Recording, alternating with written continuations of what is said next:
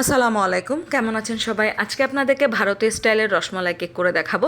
তো চলুন দেখে আসি ভারতীয় স্টাইলের রসমালাই কেকটা। তো প্রথমে আমরা একটা রসমালাই কেক রেডি করে নিব। ওটাকে আমরা 3 স্লাইস করে নিব।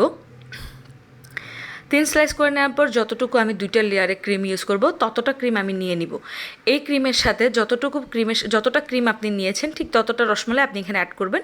অবশ্যই রসটা চেপে ব্যবহার করবেন। রস সহকারে ইউজ করলে তখন আপনার ক্রিমটা নষ্ট হয়ে যাওয়ার চান্স থাকে, কারণ যখন রসমালাই রস ছাড়বে তখন আপনার ক্রিমটা কী হয়ে যাবে, মেল্ট হয়ে যাবে। এরপর আমরা কাঠবাদাম এবং পেস্তা বাদাম অ্যাড করে দিলাম। এবার এই তিনটাকে আমরা একসাথে মিশ্রণ করে নিব। তাহলে আমরা ক্রিম, রসমালাই এবং বাদাম সবগুলো একসাথে অ্যাড করে নিলাম। এরপর আমার কাছে রসমালাই একটু কম মনে হলো, আমি আরও 2-4টা অ্যাড করে দিলাম।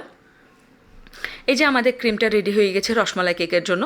এবার আমরা স্লাইসগুলো বসিয়ে কেকটাকে ফ্রস্টিং করে নিব। এখানে অবশ্যই সুগার সিরাপ হিসেবে আমরা ব্যবহার করব রসমালাইয়ের রসটা, যাতে রসমালাই স্মেলটা খুব ভালোভাবে আসে। এরপর আমরা যে ক্রিমটা রেডি করছি ওটা আমরা ফ্রস্টিংয়ের জন্য ইউজ করব। আপনারা ক্রিম দেখেই বুঝতে পারছেন যতটুকু ক্রিম ততটাই রসমালাই এবং ততটাই বাদাম।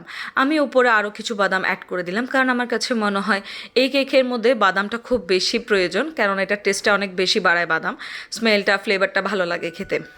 যাতে প্রত্যেকটা বাইটের মধ্যে ক্রিম, রসমালাই এবং বাদাম সবটা যাতে সমানভাবে পড়ে এবং খেতেও অনেকটা ভালো লাগবে।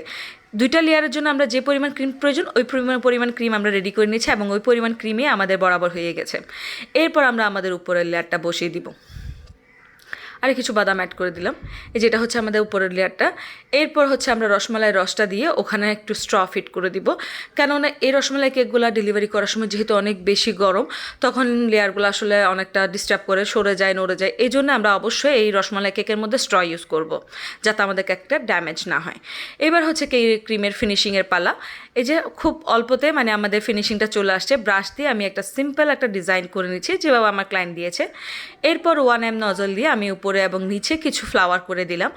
এরপর অ্যাড করে দিচ্ছি আমাদের রসমালাই উপরের ডেকোরেশনের জন্য। তো এই যে দেখে বুঝতে পারছেন কি পরিমাণ ভরপুর। আর এই রসমালাই কেকের ভিডিওটা আমি দেখেছিলাম আসলে একটা ভারতীয় একটা চ্যানেলে।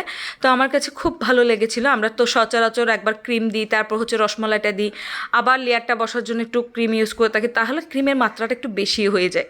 তো আমার কাছে এই ডেকোরেশনের আইডিয়াটা খুব ভালো লেগেছিল, তাই আমি আমার জন্য অ্যাপ্লাই করেছি। আপনারাও চাইলে এভাবে আপনাদের রসমালাই কেকটা বানাতে পারেন। তো এই যে আমার ভারতীয় স্টাইলের রসমালাই কেক, আপনাদের কাছে এই ডিজাইনটা এবং এই কাজটা কেমন লেগেছে অবশ্যই জানাবেন। সবাই ভালো থাকবেন, সুস্থ থাকবেন। আল্লাহ হাফেজ।